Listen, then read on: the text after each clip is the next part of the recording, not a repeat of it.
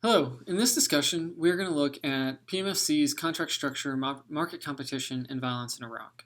This is one of my publications that's a recommended reading because I feel uncomfortable signing my own stuff.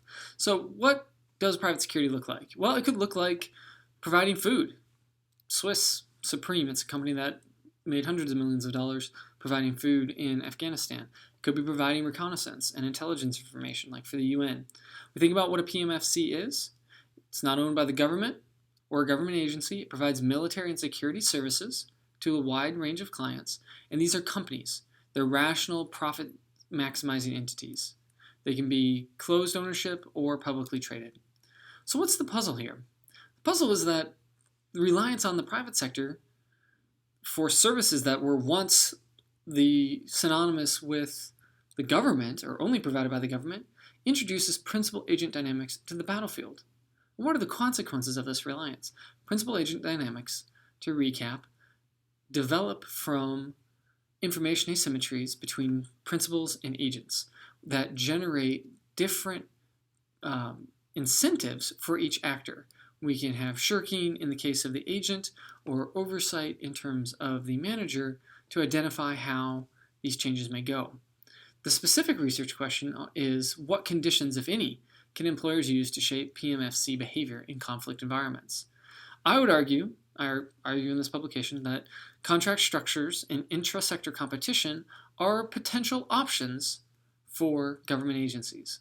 We think about the traditional conflict outcome explanation. There's some kind of military operation. It either has a direct effect through the use of force or force projection, or it has an indirect effect by winning hearts and minds or influencing the security environment or societal environment. And that impacts different conflict outcomes, such as duration, casualties, peace, total attack, something like that. I argue that privatized support fits in somewhere in this framework, that it can impact military operations, which Peterson shows in his JCR article, and that military operations then still have that direct or indirect effect, but private security can also indirectly affect hearts and minds, kind of the other expectations of it. And so it's kind of a nebulous or direct/indirect effect that you need to take advantage of or study. I would argue that contract structure is critical in shaping how PMSCs conduct operations, because employers must balance firm profitability and performance incentives. If there is no way to profit, firms will not compete for contracts, and this has happened. We have plenty of examples where this has happened in the U.S. context because the U.S. publishes most of this stuff. Well, on the flip side, if you make it so profitable that firms don't have to do anything or there's no overarching structure, you're not going to get any kind of service whatsoever. None. But conflict provides a very difficult environment to do contracting. And as such, employers will use different contract structures on the same services. Well, why? That doesn't make sense. If you are buying ammunition, shouldn't ammunition and delivery always be the same kind of contract? Well, maybe. And the U.S. government's actually moving towards from fixed contract for pretty much all of that. But that's not what happens. Right? There's contract officer KO discretion. There's fogs of war. There's reduced delivery uncertainty. Well, it's a very chaotic environment. And so I would argue that performance incentives inducing contracts and shirking in the absence of management. So if you can design contracts where in oversight that is difficult, there's still a performance incentive, you're going to improve the performance of the PMFC. So I argue and I hypothesize that PMFCs under contracts that decrease efficiency incentives are associated with increases in the likelihood of insurgent attacks. So I make the argument that PMFCs provide necessary support for military operations. And when they fail to do that, the military effectiveness and efficiency goes down. And so if you have a contract that has no efficiency incentives, right, just go out there, you make your money no matter what, best of luck. Well, firms aren't going to perform well. No firm is going to try to cut costs or do a great job because there's no reason to do so. We think about intra-sector competition. not just competition generally. So several of the pieces that we've read and, or not read or discussed and assigned, argue that competition, just the number of firms involved in a conflict, will improve performance because those firms want to do well to win the next one, so they want to outperform the other. I say that's not specific enough. I say that it has to be intra-sector competition. Firms have to compete with firms that are providing the same service. So it makes zero sense to say that a firm that provides translation service is in competition with a firm that provides airlift support. Well, they're both PMFCs and they're in the same conflict. Yeah, but they're not doing the same thing.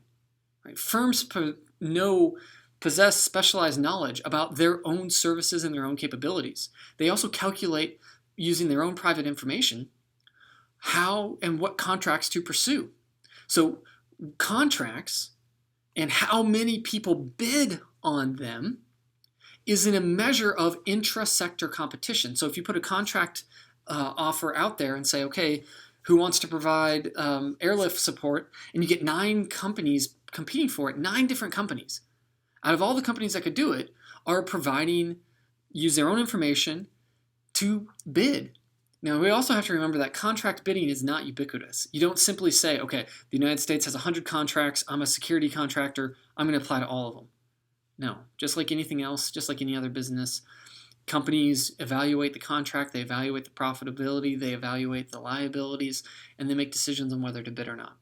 So I would argue that as intra-sector competition increases, the likelihood of insurgent attacks decrease. Think about this in terms of an interaction effect as well. Corporate contract structure and intra-sector competition have conditional effects, because if we can find instances where you have the right corporate structure and high intra-sector competition, you would maximize leverage of the principal. So in Iraq, as contract structures that incentivize efficiency increase, the likelihood of insurgent attacks decrease in the presence of intra-sector competition.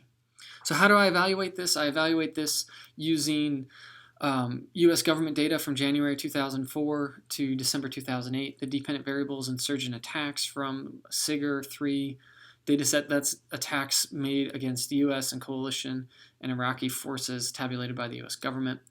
The research sample, I do this by governorate in Iraq by month. So it's the unit of analysis is month, governorate, year. And then I do a bunch of controls and run a negative binomial. All right, so we think about the key variables. They're fairly new. No one has looked at them, or no one in this context looked at them. And there's 3: time and material, cost plus, and firm fixed for contract structure. We think about time and material and how this fits in the theory. There's a low performance incentive. You get a direct fixed labor cost and a materials cost. So over whatever the profit is. So if we say build a house and you're going to get 6% above whatever it costs you to build the house, that has a very low incentive function. And worse, you can just use hours, right? So you can just, well, it took us 100 hours, so we're going to get paid for the hours and the materials. Cost plus are contracts where there's a negotiated fee over the cost. It's a one-time charge in the fee, and now that you know it. So for that same house example, it would say, it doesn't matter if it took you 100 hours or 10 hours to build the house, you're still only going to make 6%. That has medium-level performance incentives. And finally, we think about firm fixed prices. We say it costs $100 to build that house. If it costs you $98, you have a $2 profit. If you build it and it costs you $78, you have a $22 profit. If it costs you $115 to build it, then you lost $15. I would argue that that's a high performance incentive. And I'm able to look at this because the U.S. government, through Freedom of Information Act requests, has to publish data. We think about the key explanatory variables, the time, material, cost fixed, and then intra-sector competition. I do the intra-sector competition 3 ways. First is employee ratio, no competition, and then low and high competition. So all of the variables are measuring the number of employees that fit each category in each month per governorate. So, for example, for contract structure, it's the number of employees, not the number of firms, but the number of employees who for firms under that contract structure, and then cost plus and firm fixed. So the employee ratio measures the number of employees that have competition and no competition. And the other variables are similarly coded. Okay, so what are the results? So again, I use a graphical depiction to show the effectiveness of the variables. What you see here are the coefficient results with the standard errors. Not the standard errors, the confidence intervals. Those are the lines. The dots are the point estimates on the coefficient. What you will see is that time and materials under 3 different model sets are associated with increases in the likelihood of an insurgent attack. Right? So it's on the right-hand side, on the other side of 0, it increases the likelihood. So do cost plus in 2 out of the 3 models. So you can tell that by the blue and the red, the first and the second, right here and right here. They do not cross 0 and are statistically significant at some level.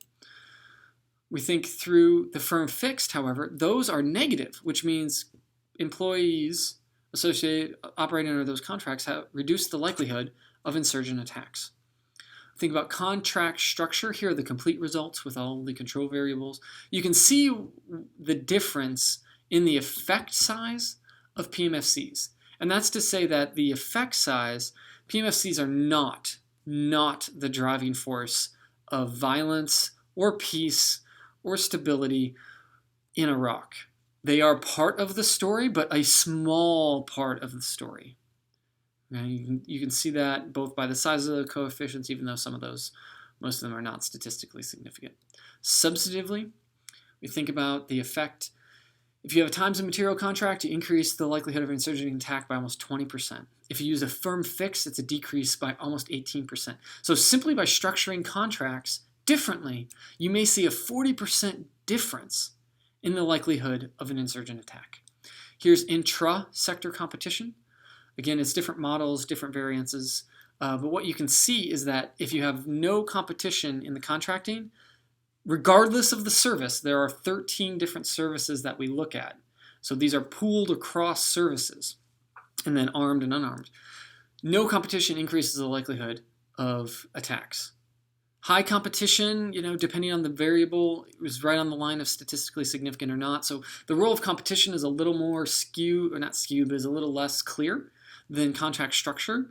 But no competition, that is not good for government contracting. You can pull that from here. Here's the complete results for those analysis. Changes in the employee ratio, so from moving from a ratio of 1-to-1 between employees who have competition and those that don't to 10-to-1, it's about a 7% decrease. So that actually is reflective of what we saw. It's not as large of an effect as corporate structure. This is another way to interpret the ratio variable because it is somewhat difficult to change. If you move from the minimum value to the maximum value of the ratio variable, which is statistically significant under all contexts, what this shows you is that moving from the minimum to the maximum, increasing the level of competition, drops the predicted probability from about 1.2, we'll round up, to about 0.8. Right, so there is a substantial substantive effect on the ratio variable. We think about competition. This is another substantive interpretation, just moving from one mean to the other. So how to interpret this particular graph? This is an interaction effect. So we're looking at the marginal effects of contract structure by intra-sector competition. I'm not going to take the time because I'm already over in this video to explain the marginal effects, but think of this as the conditional effects of when you interact these variables. What happens when one or both or neither is present? Okay, so what you see here in the column 1 is times and material, and column 2 is firm fixed. So I'm not looking at cost plus. If we think about times and material with no competition, competition doesn't have much of an effect, right? In general, if you have times and material contracts, the higher the competition, it does trend with high competition. I guess it does trend a little bit higher, but it's a positive effect, right? What that shows is that times and material arguably is more important than competition in determining the outcomes. And so if we look at firm fixed with no competition, remember that no competition was associated with a positive effect. Well, what this shows is maybe a firm fixed contract, even in the absence of competition, can be effective, right? That's just a flat line, right? There's no real conditional effect. If you look at firm fixed with high competition, this is the only one of the 4 scenarios right here in the bottom right, where that line is sloping down. And what that suggests is that when both are present, firm fixed and high competition, you can see a decrease in the likelihood of an insurgent attack. So what are the takeaways of this? The takeaway of this is not that PMFCs are good or beneficial or improve military effectiveness. That's not what this article can establish. All that this article establishes is that under certain conditions, PMFCs may be beneficial, right? Not that they are, right? Remember, science is iterative and it's multiple processes. Contract performance and intra-sector competition are 2 potential tools, right, that employers can use, especially how contracts are designed. Okay? That's the key takeaway from this. The remaining slides, and there are several, are again just robustness checks. I'm leaving them on there, though not discussing them, so you can take a time to review them and just see what else is necessary to pull off a professional level presentation in an academic context. Thanks for listening. Hope you enjoyed it.